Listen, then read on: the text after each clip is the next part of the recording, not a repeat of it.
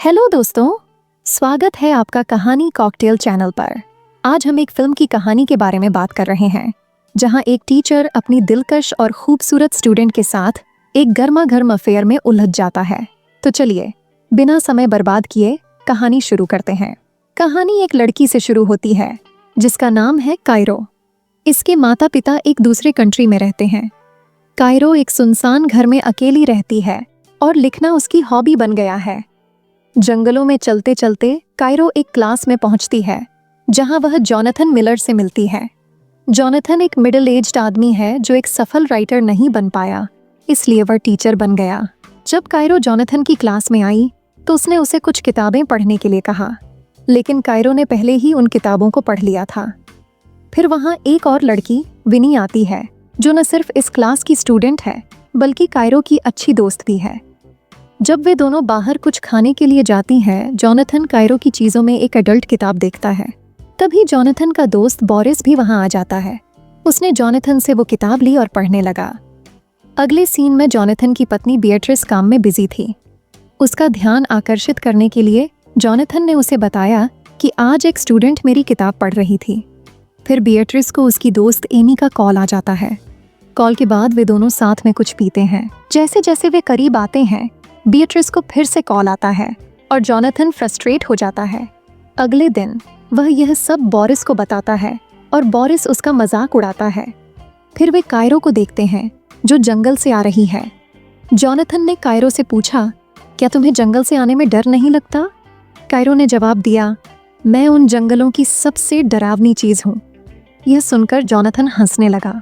School में विनी अपनी किताबें गिरा देती है। बोरिस जानता था कि उसने जानबूझकर किया है, इसलिए वह विनी से पूछता है, मुझे बताओ तुम क्या चाहती हो? विनी बोरिस के साथ फ्लर्ट करती है। कायरो भी यह देख रही थी और वह उससे कहती है कि तुम पूरी तरह से पागल हो। फिर वे दोनों कायरो के घर जाते हैं। कायरो कॉलेज में एडमिशन के एग्जाम के लिए परेशान थी। वे दोनों कई चीज़ों पर बात करती हैं, लेकिन कोई भी खास नहीं थी। फिर विनी कहती है, तुम्हारा अपने टीचर के साथ अफेयर है, तुम इसके बारे में कुछ क्यों नहीं लिखती? कायरो कहती है, जॉनथन मुझसे 20 साल बड़ा है, लेकिन विनी उसे समझाती है कि यह सब नॉर्मल है और जॉनथन कायरो के फर्स्ट टाइम के लिए सही रहेगा। अगले दिन कायरो जॉनथन को घूरना शुरू कर देती है। जॉनथन उससे कहता है कि क्लास के बाद मुझसे मिलना। क्लास के बाद जॉनथन बोरिस को डिनर के लिए बुलाता है। बोरिस वहां से डांस करते हुए चला जाता है। उसके जाने के बाद जॉनथन उसी डांस स्टेप को करने की कोशिश करता है और फिर कायरो वहां आती है। दोनों हंसते हंसते बातें करने लगते हैं।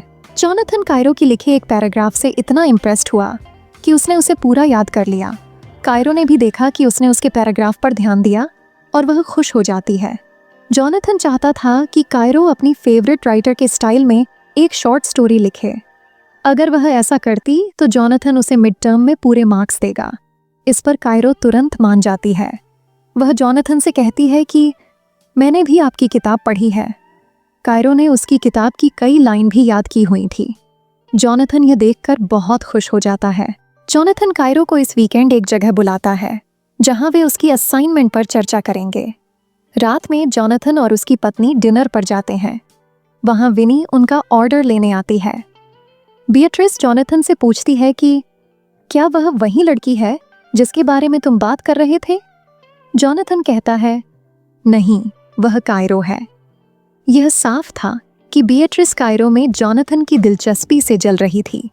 वह बोरिस के सामने जॉनथन का मजाक उड़ाना शुरू कर देती है। तुम्हारे पास अब वो टैलेंट नहीं है, तुमने कई सालों से कुछ नहीं लिखा, तुम बस एक आम टीचर हो।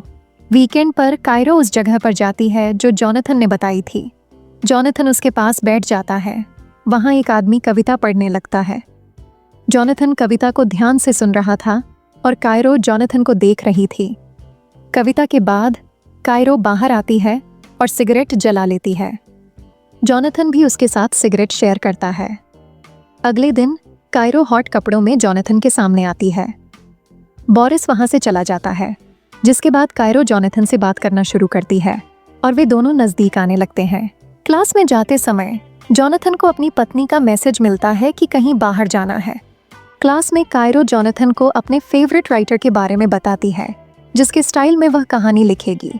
जॉनथन जल्दी में था, इसलिए वह हाँ कहता है और चला जाता है। इसके बाद विनी जॉनथन की टेबल पर चढ़ जाती है और मचलने लगती है। बोरिस जॉनथन से मिलने वहां आता है। विनी बोरिस के साथ भी मजाक करने लगती है। दूसरी ओर जॉनथन की अपनी पत्नी के साथ जाने की योजना कैंसिल हो जाती है क्योंकि वह अपने काम में बिजी थी। फिर जॉनथन को कायरो का कॉल आता है। असल में जॉनथन गलती से कायरो का फोन अपने बैग में ले आया था।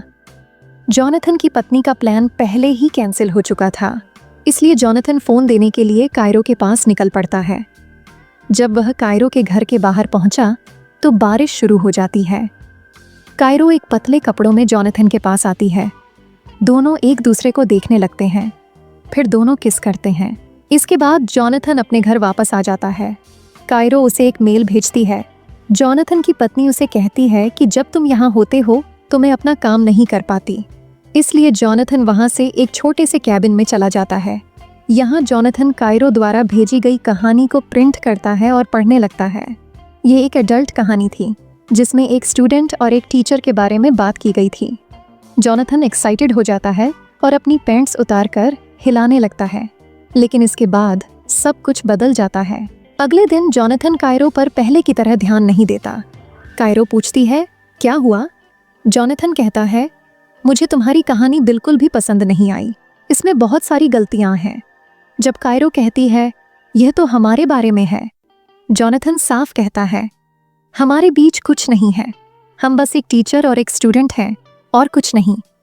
ये सुनकर कायरो का दिल टूट जाता है। जॉनथन उससे कहता है कि या तो तुम्हें इसे फिर से लिखना होगा या मैं तुम्हें मिड टर्म में फेल कर दूंगा। कायरो और भी गुस्सा हो जाती है। वह कहती है कि मेरी कहानी परफेक्ट है, तुम बस इस बात से डरते हो कि मैंने वो लिखा जो तुम नहीं कर सके। जॉनथन को नीचा दिखाने के लिए कायरो उसे आम राइटर कहती है और बोलती है कि अगर तुम में हिम्मत है तो मुझे अब फेल कर दो। कायरो घर जाकर रोने लगती है और विनी के साथ शराब पीने लगती है। दूसरी ओर जॉनथन का चेहरा तनाव में था। जॉनथन की पत्नी उससे पूछती है कि क्या हुआ? जॉनथन उसे कायरो की कहानी के बारे में बताता है। यह सुनकर उसकी पत्नी भी एक्साइटेड हो जाती है, लेकिन जैसे ही वे कुछ करने वाले थे, बोरिस वहां आ जाता है। दूसरी तरफ कायरो और विनी बात कर रही थीं। कायरो ने विनी को बताया कि जॉनथन बस उसके करीब रहने का नाटक कर रहा था। कायरो ने विनी से कहा कि बोरिस को मैसेज भेजो ताकि उसका ध्यान भटके। विनी बोरिस के साथ फ्लर्ट करना शुरू करती है, लेकिन उसके शब्दों का बोरिस पर कोई असर नहीं पड़ता। बोरिस का ध्यान खींचने के लिए कायरो एक फैसला करती है। वे दोनों अपने कपड़े उतारती है और अपनी फोटो बोरिस को भेज देती है। जैसे ही बोरिस ये देखता है, वह जॉनथन के घर से चला जाता है। तभी जॉनथन की पत्नी को जॉनथन के स्कूल से कॉल आता है।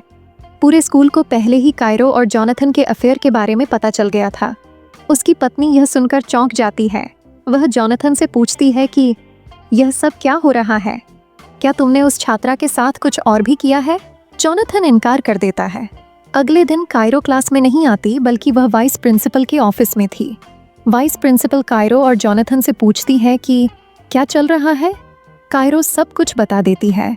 वह बताती है कि हम साथ में सिगरेट पीते हैं और हम स्कूल के बाहर भी मिले हैं। लेकिन जब जॉनथन की बारी आई तो वह जवाब देने में हिचकिचा रहा था। इस हिचकिचाहट को देखकर वाइस प्रिंसिपल सब कुछ समझ जाती है और जॉनथन को उसकी नौकरी से सस्पेंड कर देती है। ऑफिस के बाहर बोरिस जॉनथन को समझाता है कि तुम्हें अपनी लिमिट्स देखनी चाहिए थीं और अब लिमिट क्रॉस करने के कारण तुम इस हालत में हो। बोरिस वहां से चला जाता है। घर आने पर जब जॉनथन अपनी पत्नी को बताता है कि उसे निकाल दिया गया है, तो उसकी पत्नी उस पर शक करना शुरू कर देती है। वह फिर से पूछती है कि क्या तुम्हारे और उस लड़की के बीच कुछ हुआ था? लेकिन जॉनथन फिर से इनकार कर देता है। उसकी पत्नी इस बात को मानने को तैयार नहीं थी। वह पूछती है कि क्या तुम्हारे दिल में उस लड़की के लिए फीलिंग्स हैं? जॉनथन कुछ नहीं कहता। फिर उनकी लड़ाई शुरू हो जाती है और वे एक दूसरे की कमियों को गिनाने लगते हैं। लड़ाई इतनी बढ़ गई कि जॉनथन की पत्नी तलाक का फैसला कर लेती है। दूसरी ओर विनी कायरो से कहती है कि तुम्हारे कारण जॉनथन को नौकरी से निकाल दिया गया। लेकिन अब कायरो को इसकी परवाह नहीं थी।